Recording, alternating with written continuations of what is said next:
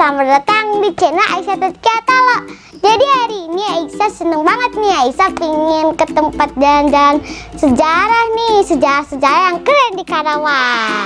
Kalau kalian mau ikutin Aisyah terus ya. Tapi Aisyah mau kasih tahu nih, ada tempat yang mau Aisyah ke situ, yaitu adalah Rawagede.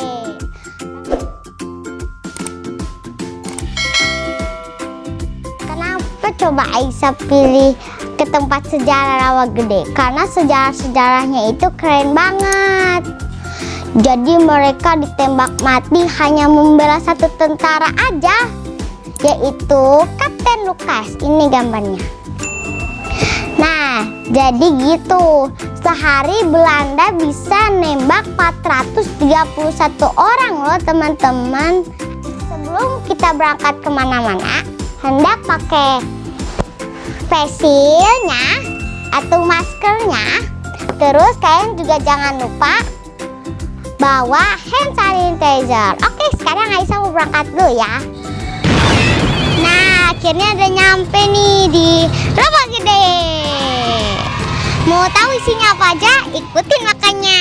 Jadi kita lihat-lihat dulu dalam sini.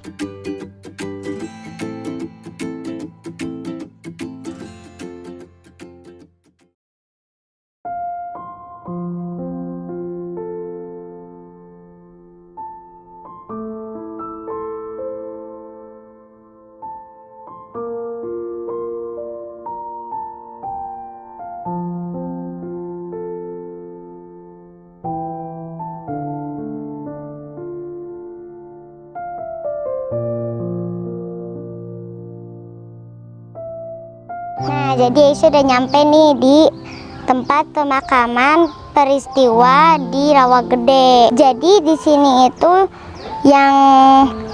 ada 431 orang, tapi yang dimakamin di sini cuma 181 orang.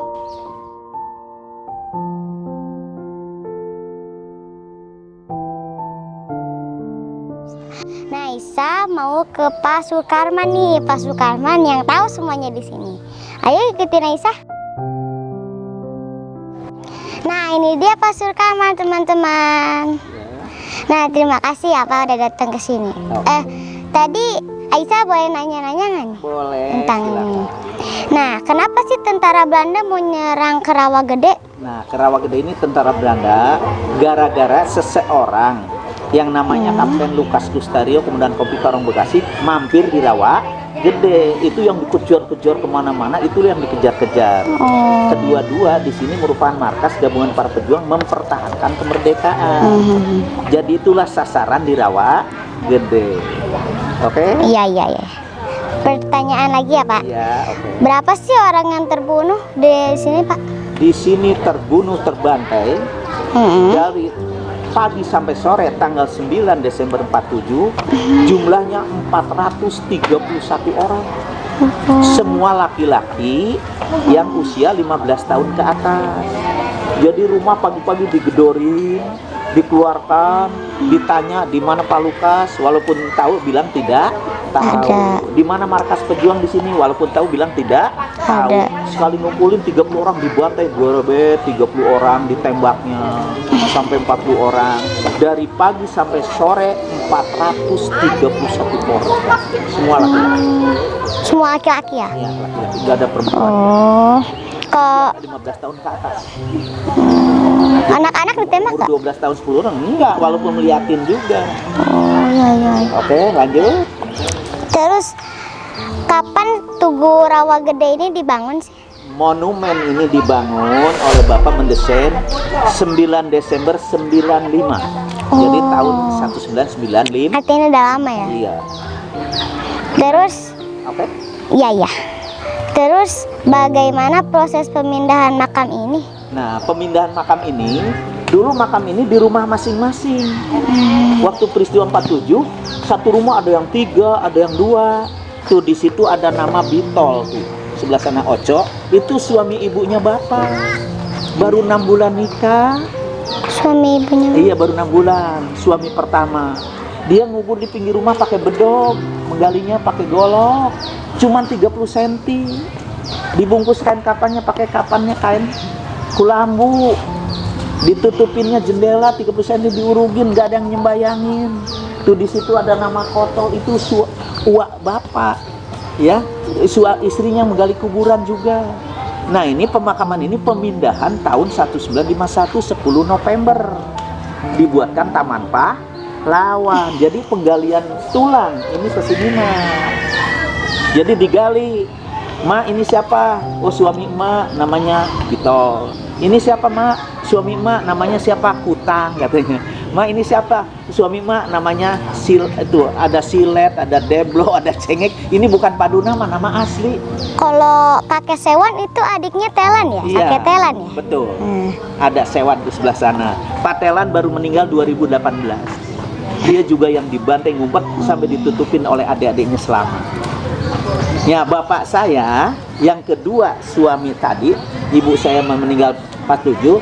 Nah, bapak saya suami yang kedua tahun 47 dikali, dibantai 30 orang, terlewat 2 orang. Namanya Pak Sukardi. Nah, terlewat. Alhamdulillah 48 nikahlah dengan bekas janda Dito. Nah, ini bapak kelahiran 49 bulan 11. Ya, jadi alhamdulillah. Berapa orang yang masih hidup sampai saat ini, Pak? Saksi korban sudah habis. Oh, sudah. 2018 habis Pak Telan segala macam, ibu-ibu janda terakhirnya 2018. Yang sekarang masih ada tuh anak-anaknya masih ada. Yang kelahiran katakanlah 47 waktu itu baru dilahirkan ya masih ada yang gitu. Nah di sini ya termasuk apa artinya kalau saksi yang tahu persis ya sudah habis. Ya untung Bapak meneliti budaya dan sejarah, akhirnya memunculkan buku sampai itu kemarin bedah buku 2019 yang dibiayai oleh pemerintah daerah, dihadiri oleh dosen-dosen UNJ segala macam. Nah itu bukunya tuh terbit. Dulu udah bukunya berlain-lain, ceritanya ada buku peristiwa masyarakat Jawa Barat, tapi sekarang Rawa Gede Kelabu lah gitu ya, itu buku itu. Ini kemarin Desember 2019 saya itu sebagai narasumber itu. Apakah pemerintah Belanda pernah ganti rugi? Alhamdulillah, Bapak sebagai anak bangsa Indonesia menggugat HAM ke Mahkamah Internasional. Bapak sampai minta izin ke istana, tolak oleh Pak SBY Yusuf Kala, nggak boleh. Ada mantan duta besar Belanda Pak Irsan Sarjana Hukum, Pak Letnan Jenderal Parisud, Pak Laksami Bikson, Wakil Ketua BIN, lanjutkan. Nah ini yang mendaftarkan. Di sana ada orang Indo Manado, namanya Jeffrey Pondaag gitu. Disitulah dia yang menunjukkan sampai mencari pendamping pengacara, namanya Profesor Dr. Lina Lubis. Ya alhamdulillah, mulai 2010 Bapak 3,5 bulan, 2011 6 bulan. Di sana menggugat ini, termasuk Bapak Saih yang ditembak 2 kali masih hidup, tahun 2010 dibawa ke mahkamah di sana ke Den Haag. Di mahkamah Pak Saih nggak dipercaya orang ditembak 2 kali masih hidup, sambil ditelanjangi oleh dokter forensik, dicek benar itu bekas peluru 2 tembak. Sudah, mohon maaf, waktu pertama datang ke Belanda di Amsterdam di Den Haag, saya oleh Jeffrey Pondaag dibawa ke Westnar, kantor KBRI negara kita. Ternyata saya lapor ke sana bahwa dari KBRI Anda di sini ilegal karena nggak ada izin dari negara kami, katanya gitu ya. Oke, nggak apa-apa. Akhirnya kata Jeffrey Pondaag, udah ke rumahku saja ke Hemes sekarang. Akhirnya saya 3 hari 3 malam di lantai 2 tertutup. Hari Rabu baru ketemu Profesor Lisbeth yang sebagai pendamping pengacara. Barulah di situ saya bebas di sana. Ya alhamdulillah. Ini gugatan sampai menang. Apa sih pesan Bapak buat Aisyah dan teman-teman yang lagi nonton? Nah, begini ya, Bapak segenerasi penerus bangsa, memberikan harapan ke generasi penerus. Bapak sampai menciptakan monumen ini bentuknya bunga melati yang belum mekar. Kenapa bunga melati? Putih wangi suka duka dipakai. Suka menikah pakai bunga melati, duka meninggal pakai bunga melati. Tapi masih kuncup, melati itu kapan mekarnya? Nah mekarnya ade inilah Aisyah nanti jadi melati mekar, jadi dosen, jadi dokter. Nah itu ya. Tapi arti sejarah monumen kalau belum naik ke atas ini anak tangganya 17 ya. Terus ruang patung nanti masuk ke dalam segi 8. Piramidnya 4, tingginya 5 meter. Jadi 17, 8, 4, 5. Nah itu Bapak nulis pilar-pilar kebangsaan bagi anak laki-laki. Esa hilang, 2 terbilang. Apa artinya? Nggak tahu. Bapak beritahu. Esa hilang, 2 terbilang. Mati 1, tumbuh 1000. mati sekian ratus masa lalu akan muncul ribuan lagi pahlawan yang akan datang. Nah inilah generasi penerus pahlawan yang akan datang. Jadi DPR, jadi bupati, jadi ABRI, anak-anak yang masih muda.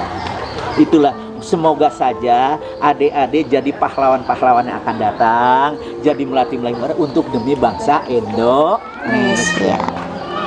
Cukup belum? Udah dah. Iya. Kemana sekarang?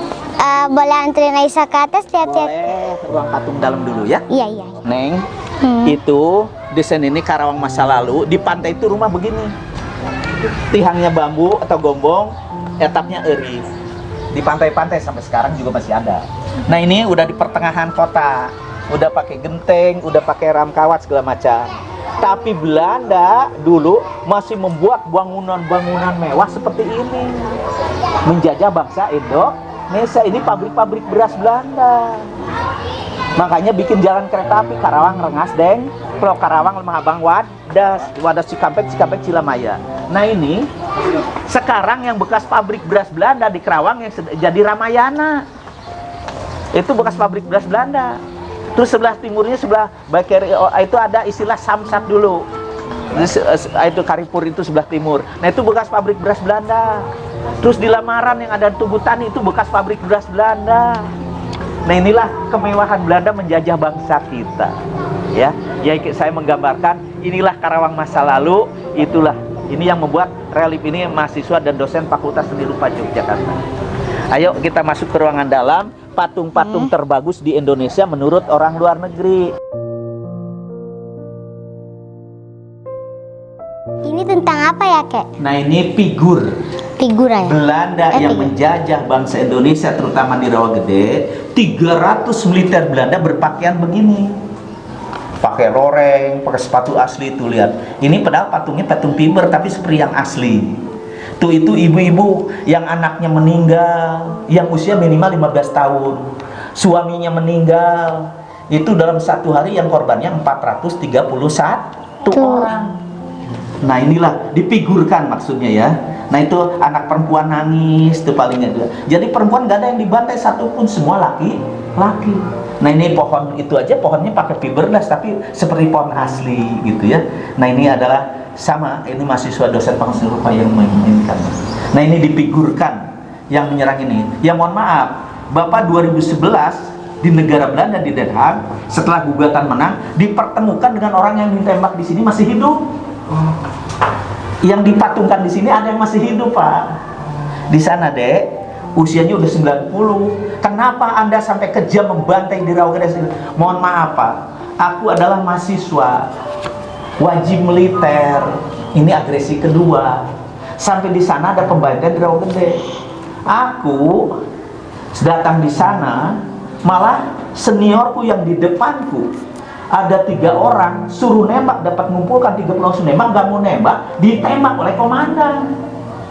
Malah sampai 3 orang seniorku yang ditembak oleh komandan. Ya aku keempat daripada aku mati. Hati nuraniku tuh gak begitu sebenarnya. Nah inilah peristiwa gede. Jadi Bapak diketemukan dengan orang yang masih hidup di negara Belanda 2011 umurnya 90. Inilah peristiwa gede. Ini mohon maaf, di Rawagede Belanda itu lebih dari 20 yang meninggal. Tapi langsung ditembak, masukin ke mobil, langsung tembak ke mobil. Karena gara-gara nggak mau nembak. Ditembaknya sama siapa, Kak? Sama komandannya. Oh. Ditembak oleh komandan karena dia nggak mau nembak. Itulah figur-figur Belanda di sini. Ya, alhamdulillah ini perjalanan. Makanya ini yang tadi sebut ruang segi 8 tuh ini. Aisyah seneng banget kayak udah bisa ngobrol sama Kakek. Oh, alhamdulillah. Semoga jadi melatih mekar, jadi dosen, jadi dokter ya.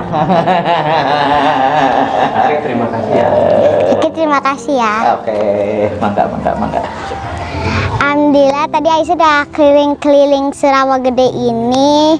Aisyah sedih banget, mereka lebih pilih mati daripada nemuin satu tentara aja. Nah Aisyah tadi udah ditemenin keliling-keliling Rawagede ini sama kakek Sukarman. Segitu dulu ya videonya, jangan lupa subscribe, like, komen ya. Karawang keren